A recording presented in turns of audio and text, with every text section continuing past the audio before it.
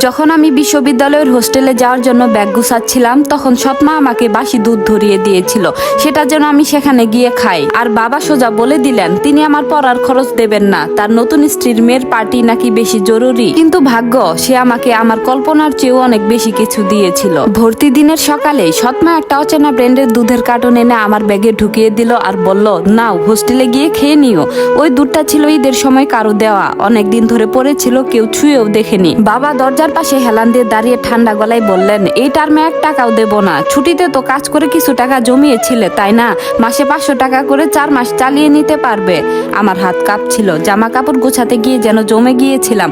ওদিকে বাবার অন্য মেয়ে আমার সৎ বোন মোবাইলে চোখ বুজে হঠাৎ চিৎকার করে উঠল, ইয়া টিকিট পেয়ে গেছি বাবা, তাড়াতাড়ি ফ্লাইট বুক করো, আর 5 স্টার হোটেলও চাই। বাবা তাকে জড়িয়ে ধরে হাসতে লাগলেন আর বললেন, হবে মা, সব হবে।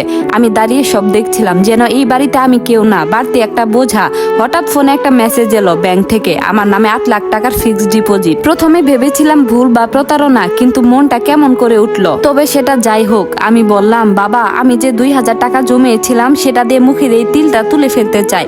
বাবা বিরক্ত হয়ে তাকালেন আর বললেন, আজে বাজে কথা বলিস না, এই তিলটাই তোর অশুভ চিহ্ন। সৎমা মিষ্টি গলায় বলল, পড়াশোনা শেষ হলে করিয়ে দেব। এই কথাটা আমি বহুবার শুনেছি, কিন্তু কখনোই সেটা সত্যি হয়নি। আমি কাজ করে রোদে পুড়ে ক্লান্ত হয়ে ওই 2000 টাকা জোগাড় করেছিলাম, তবুও আমার জন্য সেটা নষ্ট, আর ওর জন্য হাজার হাজার টাকা মুহূর্তে খরচ করা যায়। হঠাৎ আমি বলে ফেললাম, আমি কি আপনার মেয়ে না? বাবার চোখ রাগে লাল হয়ে উঠল। তিনি বললেন, আজ বলে দিচ্ছি ওই মেয়েটাই আমার আসল মেয়ে। কথাটা শুনে আমার বুকটা যেন ফেটে গেল। মা মারা গেছেন 10 বছর আগে, আর আজ বুঝলাম তার আগে বাবার অন্য সংসার ছিল। মায়ের কথা মনে পড়তেই চোখ ভিজে গেল। শেষ দিনগুলোতে মা কত কষ্টে ছিলেন, তবুও আমাকে দেখলে হাসতেন। আমি দুধের কার্টনটা ছুঁড়ে ফেলে দিলাম, তারপরে একটা থাপ্পড়। আমার মাথা ঝিমঝিম করতে লাগলো। আমি চুপ করে নিজের ছোট্ট অন্ধকার ঘরে ঢুকে দরজা বন্ধ করে দিলাম। এই বাড়িতে 5টা রুম, সবার জন্য আলাদা আলাদা জায়গা আছে, শুধু আমার জন্যই নেই। আমি যেন এই বাড়ির নিচের সিঁড়ির অন্ধকার কোণটা। কিছুক্ষণ পর সৎমা এলো, 1 প্লেট শুকনো আঙ্গুর হাতে। তিনি বললেন, খেয়ে নাও। আমি জানি যেগুলো ওদের মেয়ের পছন্দ না সেগুলোই আমার জন্য। তারপর সে 2000 টাকা দিল আর বলল, এই নাও, আমার কাছে এইটুকুই আছে। আমি ঠান্ডা গলায় বললাম, দরকার নেই। বাবা এসে টাকাটা কেড়ে নিয়ে বললেন, কোনো টাকা পাবে না, না খেয়ে থাকো।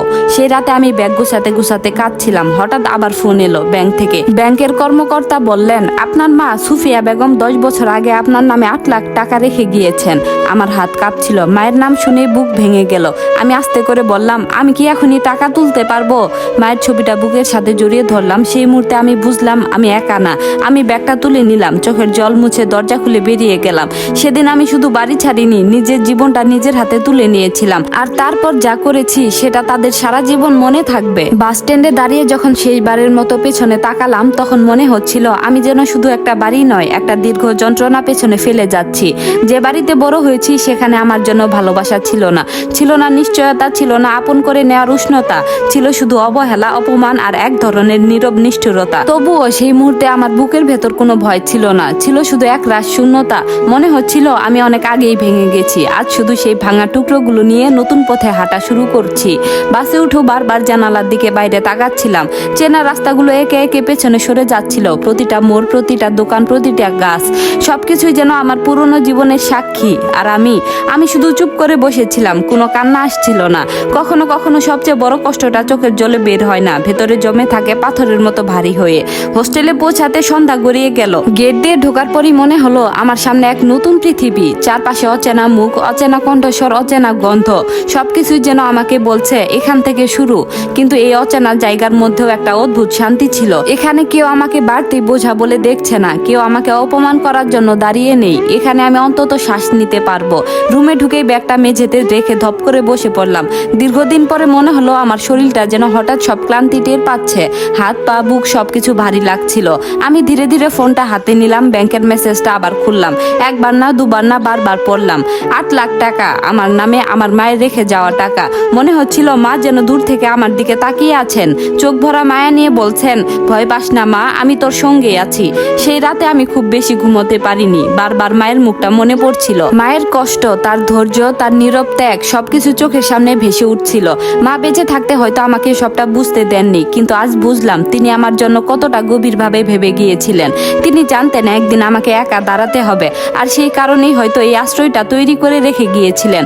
পরদিন খুব ভোরে ব্যাংকের পথে রওনা রওনা দিলাম। ব্যাংকের ভেতরে ঢুকেই মনে হলো আমি যেন আরেক জগতে এসেছি। কাচের দরজা, সারি সারি চেয়ারে বসা মানুষ, কর্মচারীদের ব্যস্ত হাঁটা চলা, সবকিছু কেমন যেন গুছানো নিয়ম মাফিক। আমি কাগজপত্র নিয়ে কাউন্টারের সামনে দাঁড়ালাম। কিছুক্ষণ পর ম্যানেজার আমার ফাইলগুলো দেখলেন, তারপর একটু কপাল কুঁচকে জিজ্ঞেস করলেন, এই অ্যাকাউন্ট সম্পর্কে আপনি আগে জানতেন? আমি মাথা নেড়ে বললাম, না, আজই প্রথম পুরোটা জানতে পারলাম। তিনি ফাইল ঘেটে আরো কিছুক্ষণ চুপ করে পড়লেন, তারপর ধীরে ধীরে বললেন, আপনার মা খুব পরিকল্পনা করেই এটা করেছিলেন। অনেক বছর আগে অ্যাকাউন্টটা খোলা হয়েছিল, সব নথি ঠিকঠাক আছে। তিনি চেয়েছিলেন আপনি প্রয়োজনের সময়ে যেন নিজের পায়ে দাঁড়াতে পারেন। কথাগুলো শুনে আমার ভেতরটা কেঁপে উঠলো, চোখের কোণ গরম হয়ে এলো। আমি কোনোভাবে নিজেকে সামলে রাখলাম। মাকে নিয়ে কেউ যখন এমন করে কথা বলে তখন বুকের ভেতর একটা মিশ্র অনুভূতি জেগে উঠে, গর্ব, কৃতজ্ঞতা আর অসম্ভব এক কষ্ট। মনে হয় এত ভালোবাসা একজন মানুষ কিভাবে একা একা বহন করে গেলেন। আমি সব টাকা তুললাম না, শুধু যতটা দরকার ততটাই নিলাম, কারণ সেদিনই বুঝে গিয়েছিলাম এই টাকা বিলাসিতা করার জন্য না, এটা আমার অস্তিত্বের ভিত্তি, এটা আমার ভবিষ্যতের বীজ। হোস্টেলে ফিরে এসে নতুন করে সব গুছাতে লাগলাম। কোথায় কি রাখবো, কোথায় কি খরচ করব, কিভাবে পড়াশোনা চালাবো, সবকিছু এখন থেকে আমাকে নিজেই ঠিক করতে হবে। আর এই সিদ্ধান্তটা আমাকে ভয় পাইয়ে দিল না, বরং কোথায় যেন একটা শক্ত করলো। হোস্টেল জীবন সহজ ছিল না। সকালে ক্লাস, দুপুরে লাইব্রেরি, বিকেলে কিছু পড়াশোনা, রাতে আবার খরচের হিসাব, সব মিলিয়ে জীবনটা খুবই ব্যস্ত হয়ে উঠলো। কিন্তু আশ্চর্যের বিষয়, এত ক্লান্তির মাঝেও আমি আগে কখনো এমন বেঁচে থাকার স্বাদ পাইনি। এখানে কেউ আমাকে অপমান করে না, কেউ আমার গায়ে হাত তোলে না, কেউ আমার কষ্টকে উপহাস করে না। এখানে আমি ধীরে ধীরে আবার মানুষ হয়ে উঠছিলাম।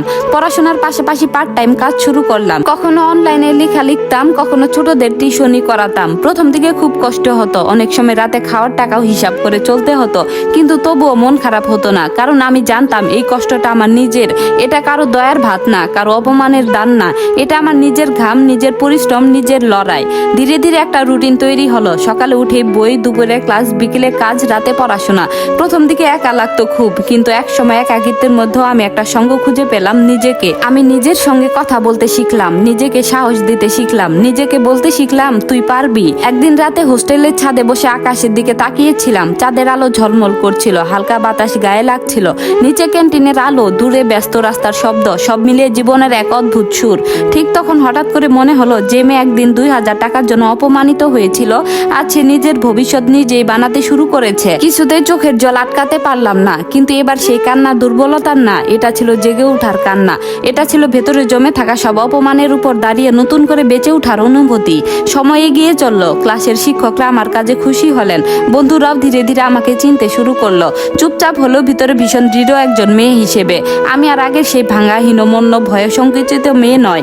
এখন আমার চোখে একটা আলাদা আগুন আছে, যে আগুন কাউকে পোড়ানোর জন্য নয়, বরং নিজেকে আলোকিত করার জন্য। কয়েক মাস পর যখন পরীক্ষার ফল বের হলো, তখন আমি কিছুই বুঝে উঠতে পারছিলাম না। হাত কাঁপছিল, বুক ধরফর করছিল। আমি নিজেই নিজের নাম খুঁজছিলাম, যেন বিশ্বাস করতে পারছিলাম না। তারপর দেখা গেল ডিপার্টমেন্টে প্রথমে আমি কিছুক্ষণ চুপ করে রইলাম, তারপর ধীরে ধীরে কাগজটা নামিয়ে রাখলাম। এমনকি চোখেও জল এসে গেল, কিন্তু সে জল দুঃখের ছিল না। ওই জল ছিল বহু বছরের কষ্ট, নীরব সহ্য, অবমূল্যায়নের পর আজকের বিজয়। আমি নিজের রুমের বিছানায় বসে অনেকক্ষণ কাগজটা বুকে চেপে ধরে রইলাম। মনে হচ্ছিল, মা যদি আজ বেঁচে থাকতেন তবে নিশ্চয়ই আমার মাথায় হাত বুলিয়ে দিতেন, বলতেন, দেখছিস তুই পেরেছিস। ঠিক তখনই ফোনটা বেজে উঠলো, অচেনা নম্বর। কিছুক্ষণ পরে কাপা হাতে ফোনটা ধরলাম। ওপাশ থেকে একটা পরিচিত কণ্ঠ ভেসে এলো, বাবা। তিনি বললেন, হ্যালো, তুই কি ভালো আছিস? তার গলায় আগের মতো কড়া স্বর নেই, না আছে সে অবজ্ঞা, না আছে সে তাচ্ছিল, বরং এক ধরনের অনিশ্চয়তা, যেন নিজেই বুঝতে পারছেন না কিভাবে কথা শুরু করবেন। আমি কয়েক সেকেন্ড চুপ করে রইলাম, তারপর শান্ত স্বরে বললাম, ভালো আছি। ও পাশে কিছুক্ষণ নীরবতা, তারপর তিনি গলা খাকারি দিয়ে বললেন, তোর রেজাল্টের কথা শুনলাম, খুব ভালো করেছিস। এই মানুষটাই একদিন বলেছিল আমি তার মেয়ে নয়, এই মানুষটাই আমাকে না খেয়ে থাকতে বলেছিল, এই মানুষটাই আমার চোখের জলকে তুচ্ছ করে দেখেছিল, আর আজ সে আমার সাফল্যের কথা বলছে একটা স্বরে যেখানে হঠাৎ করে একটু দ্বিধা, একটু অস্বস্তি আর অনেকটা পরাজয় লুকানো। আমি আর কিছু বললাম না, শুধু উত্তর দিলাম, ধন্যবাদ। শব্দটা খুব ছোট ছিল, কিন্তু এর ভিতরে অনেক কিছু ছিল। ক্ষমা ছিল না, ভুলে যাওয়া ছিল না, ছিল শুধু একটা পরিষ্কার দূরত্ব। ফোন কেটে দেওয়ার পর আমি জানালার পাশে গিয়ে দাঁড়ালাম। বাইরে হালকা বাতাস বইছিল। হোস্টেলের রাঙ্গিনায় কিছু মেয়ে হাসছিল, কেউ বই হাতে হাঁটছিল, কেউ আবার ক্লান্ত মুখে চায়ের কাপ নিয়ে দাঁড়িয়েছিল। সবকিছুই স্বাভাবিক, তবু আমার কাছে সেদিন পৃথিবীটা একটু আলাদা লাগছিল, কারণ আমি বুঝে গিয়েছিলাম এটা কেবল শুরু। আমার সামনে আরো পথ আছে, আরো বাধা আসবে, হয়তো আরো একা লাগবে, হয়তো অতীত আবারও দরজায় করা নাড়বে, কিন্তু আমি এখন আর আগের মতো নই। আমি জানি একদিন এমন জায়গায় পৌঁছাবো যেখানে তারা তাকিয়ে থাকবে আর আমি আর ফিরে তাকাবো না, কারণ এবার আমি শুধু বাঁচতে শিখিনি, আমি নিজের মূল্য বুঝতে শিখেছি। আর নিজের মূল্য যে বুঝে যায় তাকে আর কেউ নিচে নামিয়ে রাখতে পারে না। গল্পটি কেমন লাগলো জানাবেন। এটি ছিল গল্পের প্রথম পর্ব, আর পরবর্তী পর্বটি আপনারা চাইলে আজকেই দেওয়া হবে, সেটা কমেন্টে জানাবেন। ধন্যবাদ।